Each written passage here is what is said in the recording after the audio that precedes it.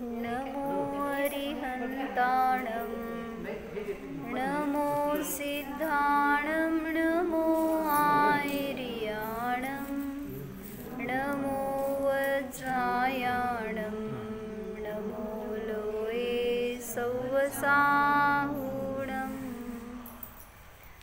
अजर अमर विकल विकारी अविनाशी अनंत गुणधाम नित्य निरंजन भवदुःखभंजन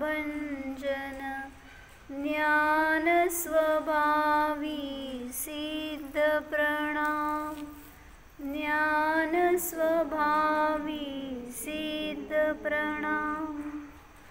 जय बोलो अनंतानंत सिद्ध भगवान की जय।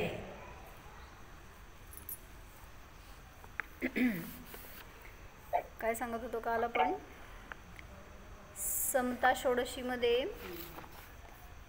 आपल्याला समतेने कसं राहायचं हे शिकवलंय।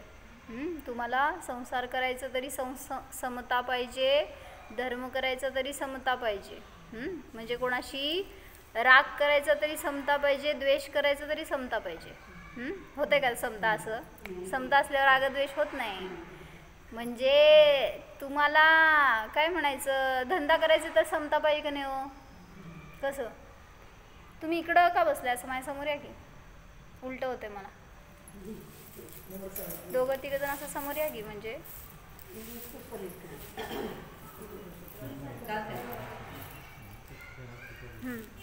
मी जाऊ का मागं जरासं? काय म्हणले? धंदा करताना कसं समता पाहिजे हो? म्हणजे तुम्ही समजा काय कापड व्यापारी आहे, भांडे व्यापारी आहे, आणि येणारा जो कस्टमर असते ते असं तुमच्याशी भांडाभांडी करायला लागलाय, आम्हाला याच भावात द्या, म्हणजे बार्गेनिंग करतात ना लोक। मग तुम्ही काय करणार हो? ते किती ओरडल करल तरी तुम्हाला शांततेनेच करावं लागतंय।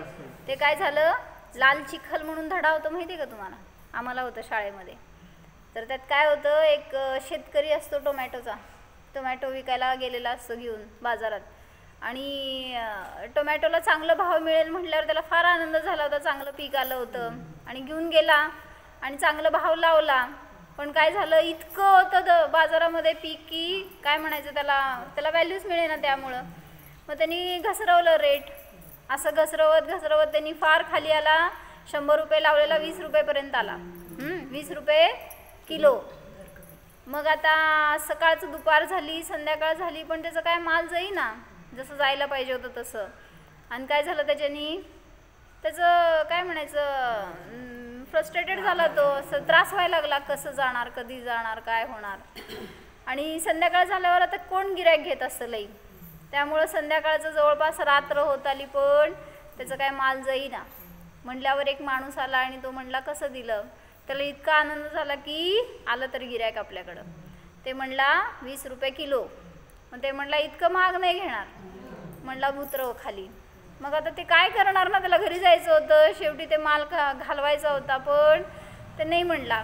शेवटी 15चं 10पर्यंत आणलं, काय 10 रुपये किलो। त्यांनी मानला मला 5 रुपये किलोनी दिला तर मी घेणार। आणि आता इतका नाईलाज झाला त्याचा, इतका नाईलाज झाला, शेवटी बर म्हणला तो, पण वजन करताना म्हणला मला पाव किलो दे। किती रुपये हो? 5 रुपये किलो म्हणलं किती रुपये झाले? त्याला इतका राग आला, पण तो राग काढणार कोणावर? ते कस्टमर आहे शेवटी, थोडी त्याला काय रागवून तो घेऊन जा म्हणून सांगू शकतो। त्यांनी ती सगळी टोमॅटो टाकले रस्त्यावर, त्याच्यावर नाचून नाचून ते फोडले आणि रडला तिथं इतका तो, आणि त्याला नाव दिलं होतं लाल चिखल म्हणून। म्हणजे काय असतंय हो, किती किती समता ठेवावी लागते धंदा करताना। तसंच आहे संसार करताना, सगळीकडे समता असेल तर पोरांना सांभाळताना समता असते की नाही हो? कशी नसेल तर जा म्हणतात घर सोडून। तुम्ही तर त्यांना सांगणार, नाही तर त्यांनी तर तुम्हाला सांगणार। म्हणजे दोन्हीपैकी एक करावं लागतंय। म्हणजे तुम्हाला समता ठेवावी लागती सगळीकडं। मग त्या समतेला शिकवायला लागलं तिथं धर्मामध्ये। धर्म नाही आहे तो ॲक्च्युली, काय म्हणायचं, करायला लावणं चुकीचं आहे। म्हणजे आहे तुमचा स्वभाव तो, फक्त ते सांगतायत की बाबांनो हे स्वभाव आहे तर जाणा. म्हणून आत्म्याचा स्वभाव आहे समता. म्हणून त्या समतेपाशी कसं जाणार, कसं जाणणार स्वतःला, ह्याच्यासाठी आपण बघत होतो सगळं. काय बघितलं होतं काल म्हणा.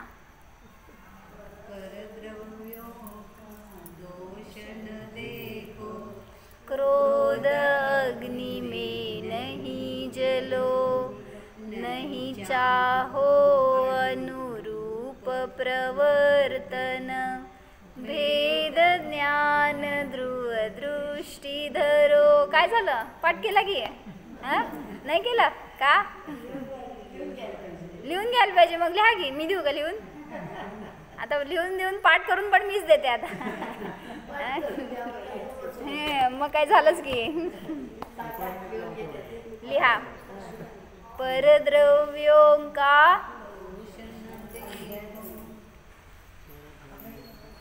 लिहा भैया तुम्ही पण. का नाही आणलं मग? असं रोज यायचं शाळेमध्ये घेऊन, काय वाचलेलं असतं ना चांगलं वाटलेलं लिहून घ्यायचं.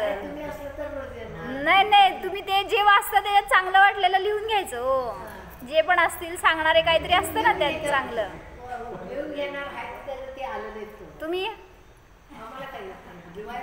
लिहायला येत नाही होय? बर, येत आहे ना. कन्नडमध्ये लिहा, आम्हाला काय कसं बी लिहा. हां सुनबाई त्यांच्याबरोबर मोक्षाला जावा हात धरून.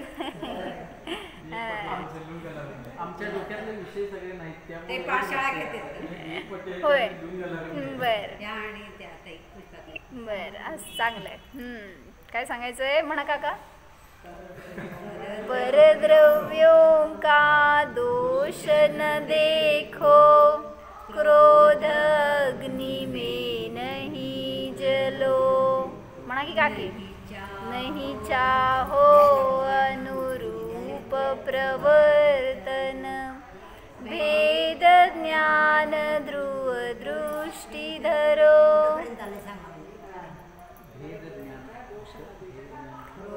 क्रोध अग्नि में नहीं जलो.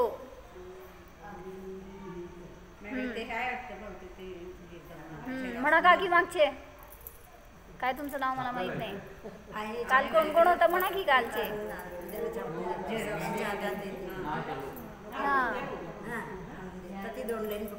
नहीं चाहो अनुरूप प्रवर्तन,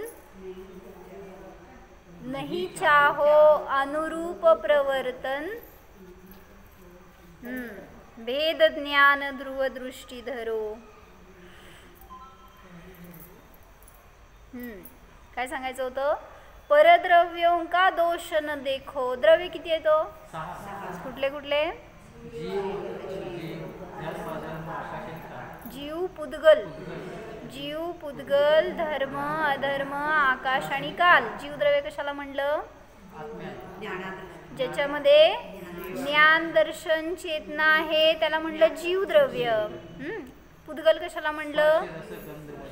ज्याच्यामध्ये स्पर्श आदी गुण आहे त्याला पुद्गल म्हणलं. धर्मद्रव्य, धर्मद्रव्य त्याला म्हणायचं गती हेतुत्व. म्हणजे तुम्हाला हालायला फिरायला जीव आणि पुद्गलांना जे मदत करतं त्याला म्हणायचं धर्मद्रव्य. लिहा की मामी. आहे का? सगळं मीच आणते, कशाला तुम्ही काय आणताय? उद्यापासून आहे पण मीच आणते. घ्या तिथं नाही पेन आहे याच्यात. हां काय म्हणले? धर्मद्रव्य म्हणजे काय? जे जीव आणि पुद्गलांना बाकीच्या द्रव्यांना का नाही करत ते चालायला मदत? महत्वाचे म्हणून नाही, सगळे महत्वाचे आहेत. हां सांगा काव्या. फक्त जीव पुद्गलांनाच का मदत करतं धर्मद्रव्य? जीव हे जीव पुद्गलामध्येच जातो ना. आता मनुष्य आहे, शरीर हे काय झालं? पुद्गल झालं. हां आणि त्यामध्ये काय आहे? जीव आहे. हो. मग आपल्याला चालायला मग 6 द्रव्य आहेत की तुमच्याकडं, मग 6 द्रव्यांना मदत करू दे. हां पार्शालिटी करता काय? फक्त हां त्यांच्यामध्ये तशी शक्ती नाही असं सांगितलं. कुठली शक्ती हो? क्रियावती शक्ती म्हणतात त्याला, जी जीव आणि पुद्गलामध्येच असते, अन्य द्रव्यांमध्ये नसते. मग त्या दोन ज्यांची स्वतः योग्यता आहे त्यांना मदत केलं जाते. जसं मी आता घरी जाऊन कोणाला ओढून आणू शकत नाही. ज्याची योग्यता आहे, ज्याचं पुण्य आहे, ज्याचे भाव आहेत ते येणार. नसेल तर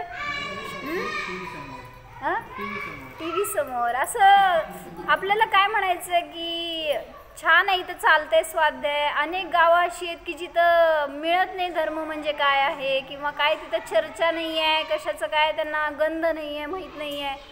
चांगलं आहे ना आपल्याला इथं मिळतंय तरी काहीतरी ऐकायला म्हटल्यावर उलट उत्साहाने या.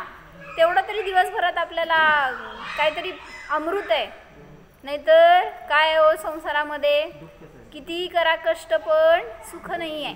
म्हणून सांगितलं की आता आमच्या गावात विचारा की सगळे लय ज्ञानी आहेत ना, कोणी शास्त्रच घेत नाहीत आणि कोण शास्त्र ऐकत पण नाहीत. असं एक तर तुम्ही लय ज्ञानी झाला असाल तर नका करू स्वाध्याय, आणि जर शून्य असाल तर कोण करतायत ना, करवतायत, सांगतायत तर सगळ्यांनी जॉईन करा उलट. जेणेकरून की आपल्याला काहीतरी बोध मिळावा, काहीतरी त्यातून आपल्याला बाहेर पडण्याचा. संसार चांगला आहे का हो ना. इथं म्हणायचं शास्त्राचा आल्यावर दुःखमय, घरात गेल्यावर आमचंच आहे होते काय म्हणायचं, ते आमचं असतं ते सगळं चांगलं असतंय. म्हणजे त्या संसाराला पहिल्यांदा दुःखरूप बघा, जाणा, माना, तर त्यातून बाहेर पडण्याचा उपाय केला जाईल. जसं सांगितलं आम्ही की छडाला माहिती आहे ग्रंथ, छडालाच्या पहिल्या ढालीत काय सांगितलं, काय सांगितलं, काय वर्णन काय केलं पूर्ण ढालीत.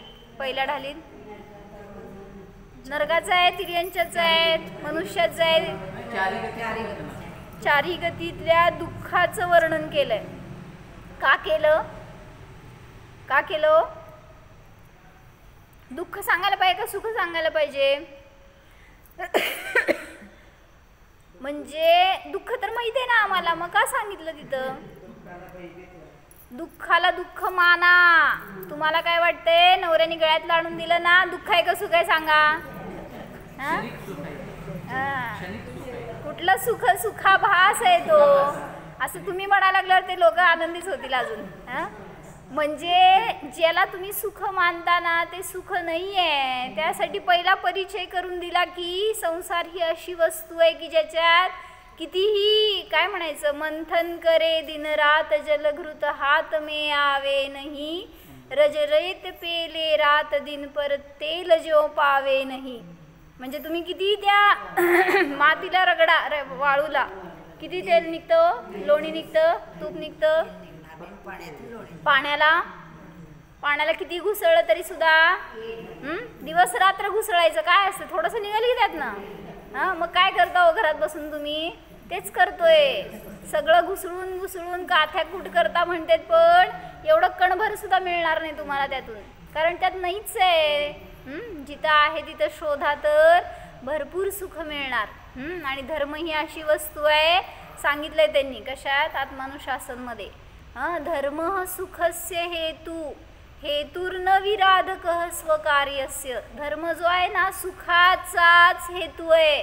धर्म कधी दुःख देत नसतो. बरोबर आहे का. हो म्हटलात तर मी सांगणार आहे तुम्हाला क्वेश्चन, नाही म्हटलं तर तुम्ही क्वेश्चन विचारायचं. धर्म सुख देतो का दुःख देतो. आता मी तुम्हाला दुःख कसं देतो सांगते. उपास करायला लावता की नाही हो तुम्ही, उपास केला सुख असतं का दुःख असतो. दिवसभर खायचं नाही बरं का काय. मग सुख का दुःख. दुःख सुख कुठलं सुख, कोण करते उपास सांगा. सुख म्हटल्यावर करायला पाहिजे. आपल्याला खाऊन खाऊन पुरत नाही वेळ, उपास केल्यावर कुठं सुख मिळायचं. म्हणजे सुखाचा हेतू का सांगतायत धर्म, ते त्याग तुम्ही मनापासून करा की सुखच देणार ती वस्तू. पण जसं खाऊन खाऊन त्रास होत असतो, कधी उपास केलेला त्रास होत नसतो. म्हणजे शक्ती उलट वाढवतं ते. जे ज्ञानपूर्वक तुम्ही चारित्र्य करणार ना, तप करणार ना, त्याच्यानी शक्ती उलट बिल्ड होत जाते तुमची अंतरंग. माहीत नसेल तर करून बघा. म्हणजे मी करून बघितलं बरं का. जेव्हा मला त्रास होत होता शरीरामध्ये पूर्वी उपास केल्यावर, पण असं एक जण भेटले, अनेक जण भेटतात. धर्माला प्रेरणा करणारे पण अनेक जण असतात आणि पाय ओढणारे पण अनेक जण असतात. पण मला चांगले वर ढकलणारे भेटले आणि त्यांनी सांगितलं की होणार, पहिल्यांदाच करतायत ना तुम्ही उपास, तपास, तप, काय त्रास होणार. का होत असतो. नाही निर्जरा कशी व्हायची? त्यालाच कर्मांची निर्जरा म्हणतात. मग तुम्ही काय केलं? पहिल्या उपासाला त्रास झाला, दुसरा उपास कट, बंदच करून टाकला, करणारच नाही. असं केल्यावर जरासं रेजिस्ट करावं लागतं. जसं थंडी खूप वाढली, तुम्ही घेतलंय अंगावर 1 2 3 घातलंय काय काय, पण तरी थंडी वाजली, काय करणार हो? थोडंसं बेअर करावं लागतं ना तुम्हाला. तसंच आहे इथं पण. जे तप करणार ना, ते तप करत असताना थोडंसं प्रतिकूलता येणार आहे तुमच्या शरीराला, पण तुम्ही लगेच हतबल होऊन सोडून दिला तर. मग असं मी त्यांच्या सांगण्यावरून मला पटलं ते, कारण त्यांनी त्यांचा एक्सपिरियन्स सांगत होते. आणि मग असं जेव्हा हळूहळू वाढत गेलं, थोडं थोडं करत, तर सगळा त्रास संपला. लिटरली माझा अनुभव सांगते मी तुम्हाला. म्हणजे उपवास, मला एक सुद्धा उपवास होत नव्हता, पित्त प्रकृतीवाल्याला होत नाही, पण हळूहळू जे करत गेलं ना, त्याच्यानुसार शरीर तसं तयार होत जातं आपलं. तुम्हाला करायचं आहे ना, ते ओरडत आहे, किती दिवस ओरडणार? परत गप बसावं लागतं त्याला. असं असतं घरात, बायको ओरडून ओरडून गप बसती ना, तसं. म्हणजे लय वेळ नसतं त्रास देत ते. म्हणून सांगितलं. कशासाठी सांगत होते? कशासाठी सांगत होते? धर्म सुखस्य हेतू. धर्म कसा आहे? नियमाने सुख देणाराच आहे. धर्म कधी दुःख देत नाही, तुम्हाला वाटतं. आता 2 तास पूजेला बसावं लागल्यावर सुख का दुःख? सुख असते. पाय तुम्ही ते टीव्ही बघता ना, किती तास बसता तिथं? पिक्चर 3 तासाचा असतो. किती ते किती हो? रात्री 10 ते 2. 4 तास झाले ते नाही. म्हणजे तिथं बसू शकतो आपण स्थिरतेने, पण इथं बसल्यावर काय काय हलवता हो? हलवा, जाऊ दे सगळं हलवा, आम्ही काय म्हणत नाही, पण ऐका, जेणेकरून त्यातनं येईल तरी मार्ग, काहीतरी आपल्याला मिळेल. म्हणजे हेच आहे सुखाचं हेतू. याचा निर्णय झाला तर बाहेर पडता येईल आपल्याला दुःखातून. म्हणून त्यांनी वर्णन सांगितलं, दुःख आहे हे माना. छडालेमध्ये पहिल्या ढालीमध्ये तुम्हाला हे दुःख याचा निर्णय नाही आहे, किंवा वाटत नाही मी दुःखी आहे ना, सगळं अनुकूल आम्हाला घरामध्ये, कुठलं दुःख आहे? जेव्हा येणार ना उदय, त्यावेळेस मग सहन करू शकत नाही आपण. मग अचानक वियोग होतो, अचानक काहीतरी रोग होतो, अचानक काहीतरी अशी संकट येतात. मग त्यावेळेस तुम्हाला स्थिरता कोण देणार आहे हो? म्हणून सांगतायत हे तत्वज्ञान आहे, आत्मज्ञान आहे ना, तो स्थिर राहू शकतो. जसं मी अनेक वेळा सांगितलंय, सोलापूरमध्ये एक घटना घडली होती की वह्या पुस्तकाचं दुकान होतं आणि त्याला आग लागली. काय होणार हो आपल्यापैकीच लोकांचं? काय राहणार त्याच्यामध्ये? म्हणजे रात्रीतनं आग लागली होती, त्यांचं घर धूरवर. समजून त्यांना येऊन त्यांनी फायर ब्रिगेडला बोलवून ते करेपर्यंत जवळपास अर्ध्याच्या वर दुकान जळून गेलं होतं. ठीक आहे, राहिले जे होते ना, फायर ब्रिगेडने येऊन पाणी ओतलं, काय झालं? म्हणजे सगळा माल वेस्ट झाला त्यांचा. आणि लाकडी दुकान होतं, त्यामुळं काहीच वाचलं नाही. काय करणार सांगा? ज्यांचं दुकान होतं ना, ते असे काय म्हणायचं, खचल्यासारखे झाले मनुष्य.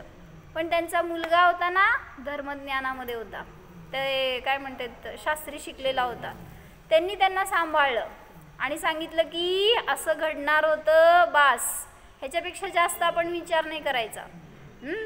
आणि तुम्ही काय करणार हो? कोणी लावली आग? म्हणजे शोध कुठं जाणार आहे? समोरची फेस करायची परिस्थिती ती राहिली बाजूला, आपण काहीतरी दुसराच मार्ग काढत राहतो. आणि मग तिथं त्यांनी बॅलन्स केलं त्या वडिलांना, घराला, आणि मग त्यातून जे उभारलं ना, आज नंबर 1 दुकान चालतं त्यांचं. कशाचं फळ हो? धर्म तुम्हाला स्थिरता देतो, समता देतो, काय म्हणायचं, त्या परिस्थितीला लढण्याची शक्ती देतो. ती शक्ती इथंच मिळणार आहे, घरात खाऊन पिऊन मिळत नसती, किंवा बाहेर मागं उभारणारे पाठीशी असतात त्यांच्याकडनं पण नाही मिळत. जितकं आपलं मनोबल, आपलं आंतरिक बल मिळणार ना आपल्याला, त्यातूनच स्थिर होऊ शकतो. म्हणा 2 लाईन ते द्या त्यांना, एकेकांना लिहिलेलं. एका वही तुम्ही बघा, बाकीच्या द्या की ते लिहिलेलं. अर्ध लिहिलं होय? होय, मग पूर्ण द्या की.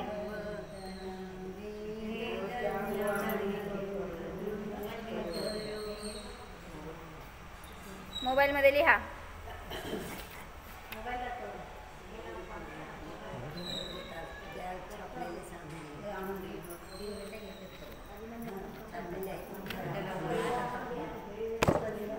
पेन द्या त्यांना, पेन आहे का?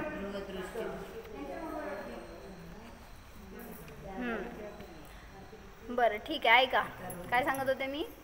परद्रव्यों का दोष न देखो, क्रोध अग्नि में नहीं जलो, नहीं चाहो अनुरूप प्रवर्तन, भेद ज्ञान ध्रुव दृष्टी धरो. तर परद्रव्यांचा दोष पाहायला जाऊ नका, आपली दृष्टी तिकडच असते. काय, कोणी, का, कधी, कसं, सगळं पराकडंच लक्ष देऊन. मग तिथं म्हटलं की घरात काय झालं, समजा तुम्ही घरात नव्हता आणि काहीतरी एक वस्तू फुटली. तुम्ही घरी गेल्या गेल्या काय विचारता, काय विचारता हो? कोण, पहिला प्रश्न असतो कोण. समजा काहीतरी तुमचं घड्याळ असेल, काहीतरी क्रॉकरी असेल, पडली आणि फुटली, तुम्ही काय करताय, किती समता, किती विषमता. म्हणजे तिथे समता राहते का, कुठं लक्षात येत असती का? आणि मग ते घरातले बिचारे घाबरून गेलेले असते, तुम्ही आल्यावर काहीतरी म्हणणारच म्हणून आम्ही असं करत होतो बरं का. घरात येण्याच्या आधी सगळं मग ते जिथल्या तिथं करून टाकायचं, म्हणजे कळू पण द्यायचं नाही मग काय असं तुटलं फुटलं तर. आणि मग तुम्ही गेल्यावर काय विचारणार, कोण. आणि समजलं एका व्यक्तीने असं केलंय, समजा घरातल्या नोकराने केलंय, काय एखाद्या मुलाने केलंय, तुमचा रोष असं वाटलं का, जाऊ देत झालंय त्यांच्याकडनं. ज्याचं नाव समजलं ना, प्रत्येक ठिकाणी असं होतं बरं का. समजा नुकसान झालं तुम्हाला धंद्यामध्ये, काय करता हो, म्हणजे कोणाचं चुकलं, कोण पहिल्यांदा प्रश्न असतो. हा प्रश्न विचारला की त्या व्यक्तीविषयी द्वेष होत जातो, कळत न कळत.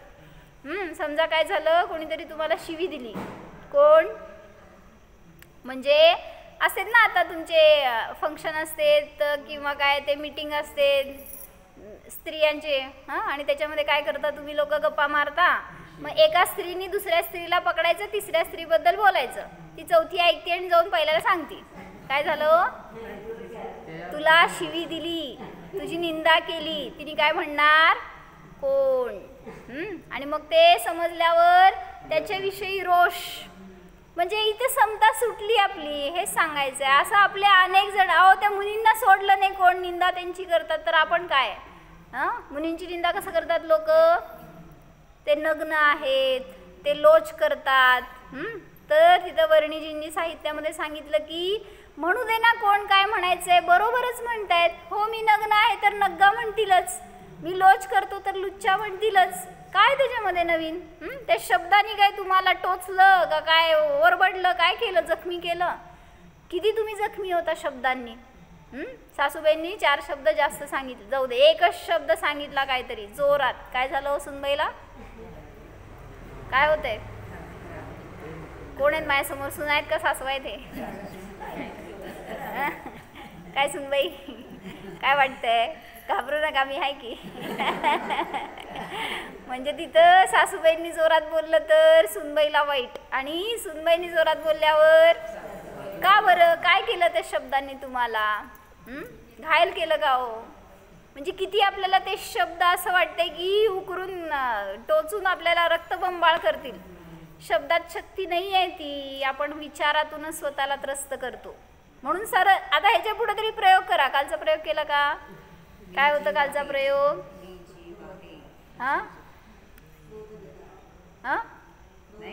नाही काय कालचा प्रयोग काय होतं काकू, मामी काय म्हणू आता सगळ्याला, प्रसन्न राहिलात का, इथं माझ्यासमोर आल्यावरच लक्षात आलं असेल तुम्हाला, नाही ना.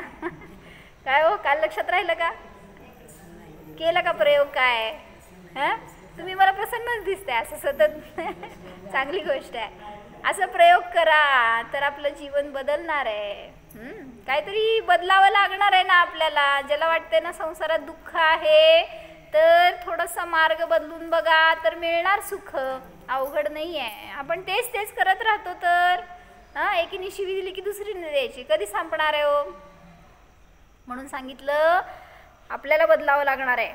काल काय सांगितलं होतं, कधी वाईट वाटतं, कधी क्रोध येतो, कधी पराचे दोष दिसतात, कधी जेव्हा ज्ञान अशांत असतं. कोणाचं ज्ञान, माझं ज्ञान जेव्हा अशांत असतं ना त्यावेळी सगळे मला अशांतीला कारण दिसतात, आणि मी जर शांत झालो तर कोणाचा दोष नाही आहे, हे तर माझा उदय आहे असं पाहता तुम्ही. म्हणजे ज्याला दोषग्राहक दृष्टी असेल ना त्याला सगळे दोषी दिसतात बाहेर, आणि ज्याला गुणग्राहक दृष्टी असते त्याला कोणाचा दोष दिसत नाही. भलेही सांगा, डोक्यावर शेगडी कोणाच्या ठेवली होती? कुठले ते? कुठले होते? हां, गजकुमार मुनी नाव होतं त्यांचं. कोणाला दोष दिला हो त्यांनी? अहो सासरे माझ्या डोक्यावर ठेवू नका. सासऱ्यांनी ठेवली होती ना, होणारे सासरे अजून झाले पण नव्हते. मग त्यांनी काय केलं? ऐकू येते का काकांना? ऐकू येते ना? हां, तर त्या सासऱ्यांनी डोक्यावर शेगडी ठेवली हो. मग त्या मुनींनी काय केलं? कोणाला दोष दिला? गळ्यात साप टाकला. कोणाच्या? कोण मुनी? यशोधर मुनींच्या घरामध्ये साप टाकला. कोणाला दोष दिला त्यांनी? रात्रभर 3 दिवस ते मुंग्या चावत राहिल्या अंगाला. एक मुंगी सोडा बघू अंगावर आपल्या. एकदा चौदे. काय करताय तुम्ही? कसं केले असणार 3 दिवस उपसर्गामध्ये? तरीही कोणाला दोष देण्याचे भाव नव्हते अंतरंगात. शब्द नव्हे, अंतरंग भाव सांगतेय मी. असे मुनींचे परिणाम इतके निर्मळ असतात, इतके पवित्र असतात ना, त्यात कोण येऊन त्यांना डिस्टर्बच करू शकत नाही. इतके मस्त भाव आपले असायला पाहिजेत. पुढं कोणत्या मुनींच्या अंगावर दागिने घातले तप्त? पांडवातले त्या मुनींच्या अंगावर कोण घातले? ते दुर्योधन कुर्योधन कोण होते त्यांनी घातले ना. मग त्यांनी कोणाकडे पाहिले हो? दोष कोणाला दिला? परद्रव्यों का दोष न देखो. ज्याला ते दोष दिसणार नाहीत ना, म्हणून म्हणलं ना, तुम्हाला जर कळलं काहीतरी घरामध्ये काहीतरी झालंय, एवढं कधीच विचारू नका कोण. बघा की शांती वाटेल तुम्हाला. आणि तुम्हाला जरी माहिती आहे की एखाद्याने असं केलंय तरी सुद्धा मुद्दाम विचारायला जाऊ नका. त्या व्यक्तीशी मुद्दाम आपल्याला काय म्हणायचं, द्वेष व्हायला नको असं. म्हणजे पैसे ठेवले असतील कुठंतरी, कुठं ठेवले हो? चुकून ठेवले टेबलवर, आणि घरामध्ये ते झालं होतं ना, चिरोंजाबाई होत्या म्हणजे वर्णिजींच्या मानलेल्या माता. तर ते खूप त्यांची तात्विक दृष्टी होती, खूप चांगले संस्कार होते धर्माचे. तर त्यांच्याकडनं काय झालं होतं की त्यांच्या बांगड्या हरवल्या होत्या. सोन्याच्या बांगड्या, काय म्हणायचं त्याला, बिलवर तोडे असलं काहीतरी, आणि ते हरवले, त्यांना मिळत नव्हते. आणि घरामध्ये ते वर्णिजी आणि एक कामवाली. कोणाला विचारायचं? होय का हो? कामवाले चांगले असते तो. तर आता त्यांची दृष्टी अशी नव्हती की ती चोरेल. दृष्टीच नाही बरं का, असं विचारायचं तर प्रश्नच नाही. मग हे कळालं वर्णिजींना, आणि मग वर्णिजींनी विचारलं कुठं ठेवलं होतं, कोण आलं होतं, बाहेरचं कोण आलं होतं का? ते म्हणाले कोणी नाही आलं. पण ते हरवलं तरी त्यांनी शोक नाही केला. म्हणजे गेलं गेलं गेलं, तुम्ही काय करणार हो? त्याच्या मागं तुम्ही बी गेलेले असता. म्हणजे किती शोक त्याचा. आणि मग ते त्या मंदिरात जाऊन घरी आल्यावर त्यांना समजलं की तिथं नाही आहे. मग दिवाळी होती, आणि दिवाळीला आपण घरामध्ये चांगलं चुंगलं करतो ना. मग तर त्यांनी पण सगळं चांगलं साजूक तुपातलं शुद्ध सगळं मर्यादेच्या भोजनातलं सगळं पक्वान्न केले होते. तर त्यांनी त्या मोलकरणीला बोलवलं आणि सांगितलं, हे तुला पण घे, तुझी पण दिवाळी आहे. इतकी चांगली दृष्टी बरं का त्यांची. आणि मग आपण जे खातो ते त्यांना द्यायचे. आणि मग ते घेतले आणि ती गेली. आणि मग दिवाळी संपल्यावर दुसऱ्या दिवशी ती सगळं झाडलोट करत असताना तिला ती बांगडी त्या कपाटाच्या खाली दिसली, सहज ते झाडताना वगैरे. तर तिने काय करायचं, ती एकटी होती घरामध्ये, काय करायचं? चांगलं खाऊ घातलंय ना. मग म्हणजे तिला जाण होती, तुम्ही जसं बिहेव, कसं ॲक्शन देता ना तशी रिॲक्शन मिळत असते तुम्हाला. तर तिने काय केलं, स्वतःहून नेऊन ती टेबलवर ठेवली. जेव्हा त्या आल्या ना मंदिरातून, त्यांना सांगितलं ही मला बांगडी मिळाली. कशाचं फळ मिळालं? आणि समजा ओरडला असतं तिच्यावर जेव्हा, म्हणजे तिने तर घेतली नव्हतीच, पण जर तुम्ही ओरडला असता तिच्यावर काय झालं असतं? घेऊन गेली असती. आज तिला मिळाली होती ना, कोणाला कळलं असतं ना, काय नाही, सरळ घेऊन गेली असती घरी. तरी पण तुम्हाला कधीच आयुष्यात मिळाली नसती. म्हणजे असं हे समतेचं फळ आहे. मला सांगायचं आहे, त्यांची दृष्टी कशी समतापूर्वक. गेली ना ठीक आहे, त्याची योग्यता आपल्याबरोबर तेवढी होती. मिळाली ना ठीक आहे, तुम्हाला आनंद तर होईल, शोक तर होईल, ओरडारडी करणार, क्रोध करणार. म्हणून सांगितलं की जिथं स्थिरता असेल, समता असेल, ज्ञानामध्ये शांती असेल, तिथं विभावांमध्ये जीव जात नाही. भगवंतांजवळ आल्यावर आपल्याला का शांती वाटते? कारण त्यांच्या ज्ञानामध्ये शांती आहे. त्यांनी अनुभवलंय, प्रॅक्टिकली उतरवलंय आपल्या जीवनामध्ये, त्यामुळं त्यांना शांती आहे. म्हणून आपल्याला पण त्यांच्या सहवासात आल्यावर शांती वाटते. एखादा जीव असेल तुम्हाला माहितीचा, जे की स्वभावाने अशांत आहे, त्याच्याजवळ किती जावं वाटते हो तुम्हाला? एखादी कटकट करणारी सासूबाई असती, एखादी वटवट करणारी सुनबाई असती, किती जाता हो त्यांच्याजवळ? म्हणजे त्या स्त्रीपासून किती दूर राहू शकतो तेवढं राहतो. आपल्याला नको वाटतं तशांचा सहवास. इथं यायला काय आवडतं तुम्हाला? म्हणजे रिफ्लेक्शन असतं तसं.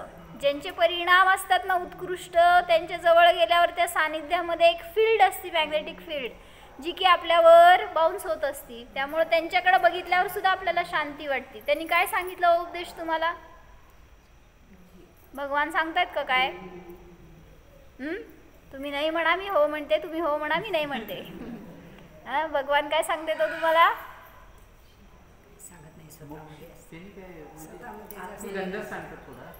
पण त्यांचं हे दिव्य ध्वनी कीर्तीच ना. नाही, आता इथं कुठं तुम्हाला काय सांगतायत?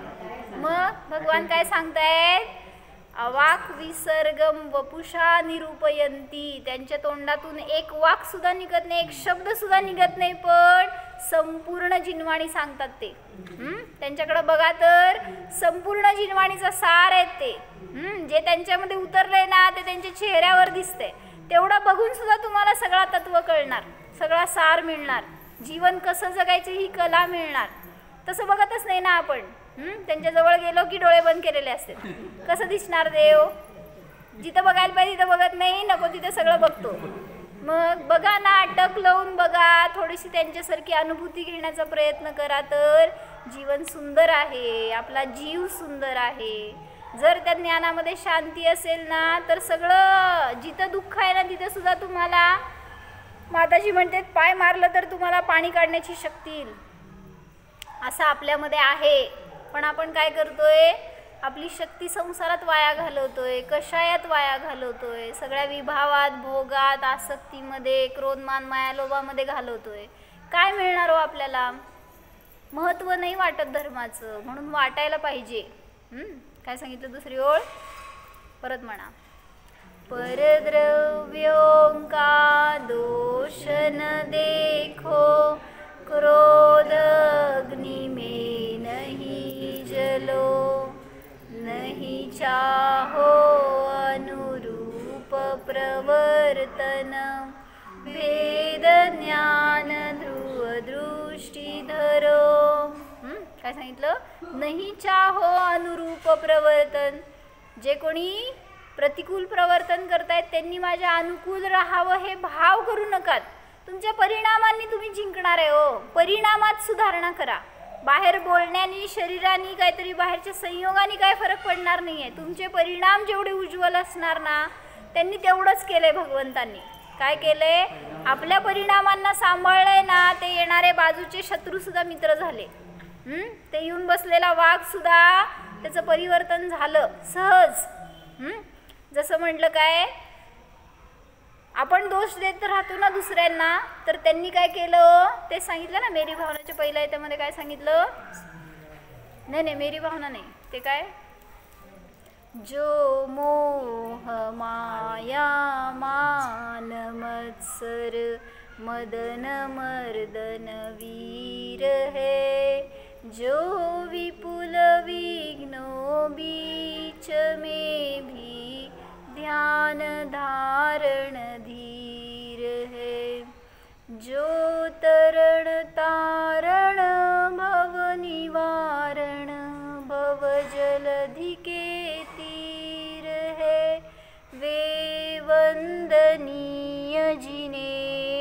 तीर्थंकर स्वयं महावीर है.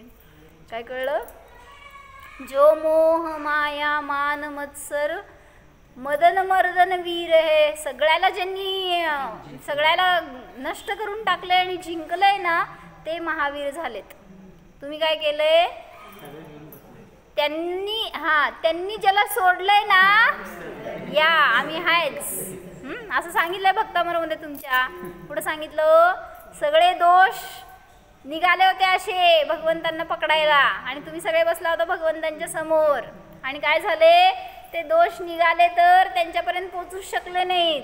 सगळ्यांना तुम्हीच वाटून घेतलं आणि मग सगळे गुण निघाले तर तुम्ही गुणांना घेतलंच नाही. सगळे गुण त्यांच्या ठिकाणी जाऊन बसले. म्हणा श्लोक भक्तामर पाठ आहे. हां म्हणा. आता हे कुठल्या श्लोकाचा अर्थ आहे ते सांगा मला. कुठल्या श्लोकाचा आहे हो सुजाता काकी? हां को विस्मयोत्र यदि नाम गुणैरशेषै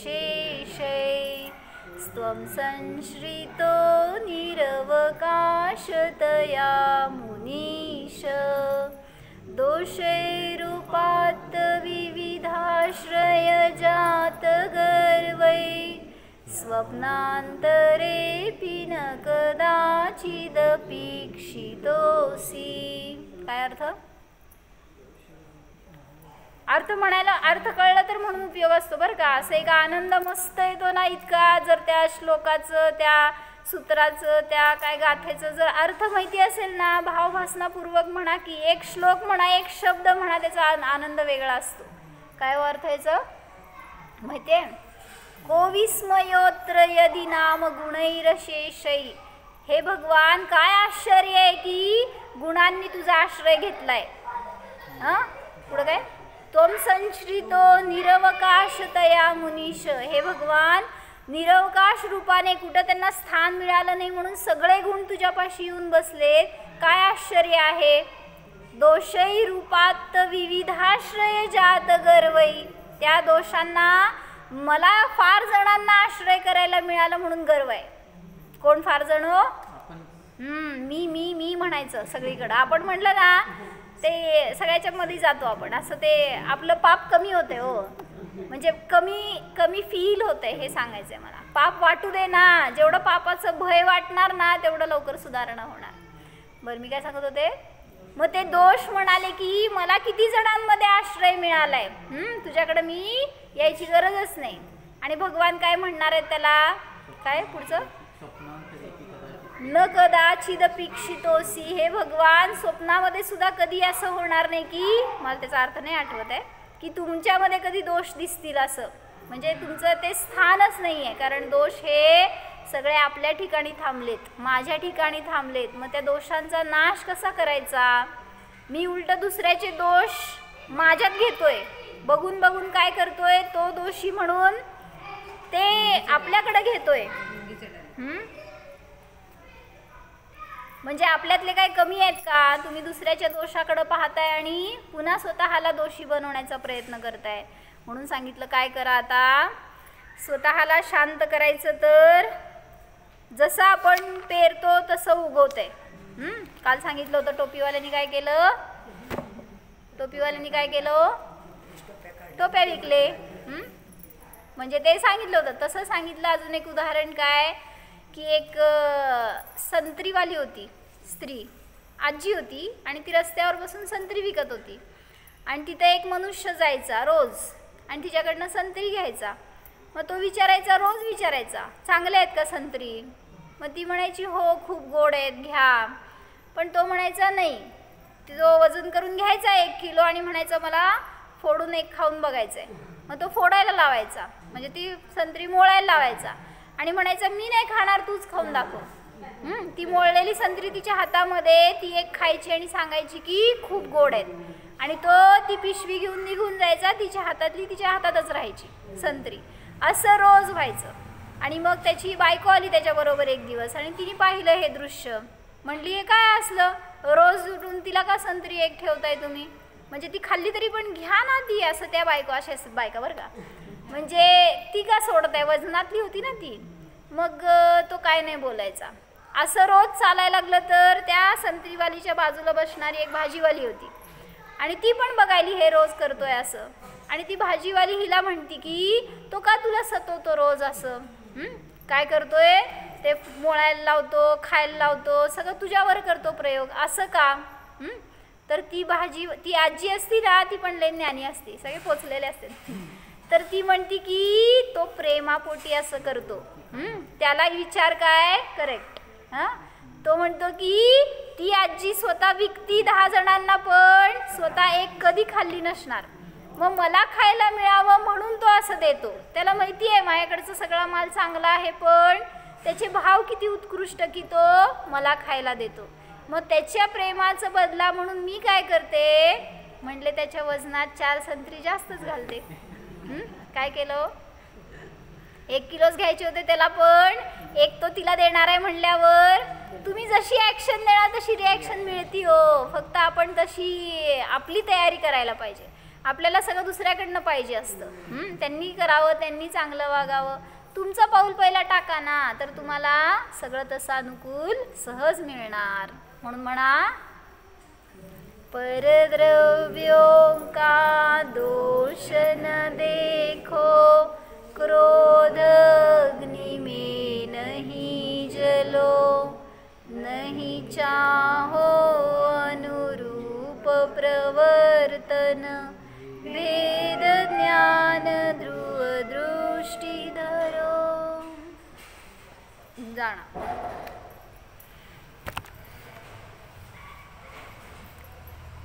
डाव्या हातावर उजवा हात, ताठ बसा, डोळे अलगद बंद करा,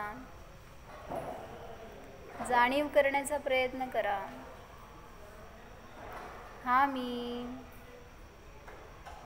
निर्दोष शुद्धात्मा आहे. पहा, या स्वभावामध्ये किंचितही दुःख नाहीच.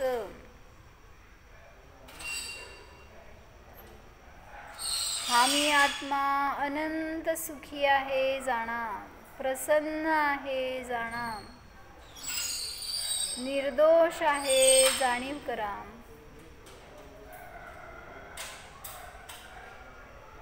हा मी अनंत गुणांचा धनी आहे, अनंत सुखाचा स्वामी आहे.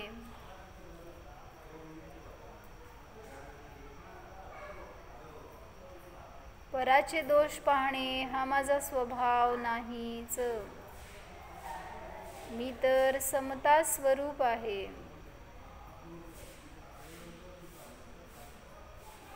भगवान स्वरूपोहम. भग म्हणजे ज्ञान, ज्ञानवान स्वरूपोहम.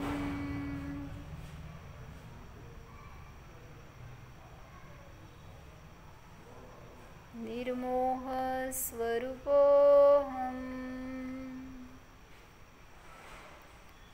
ओम.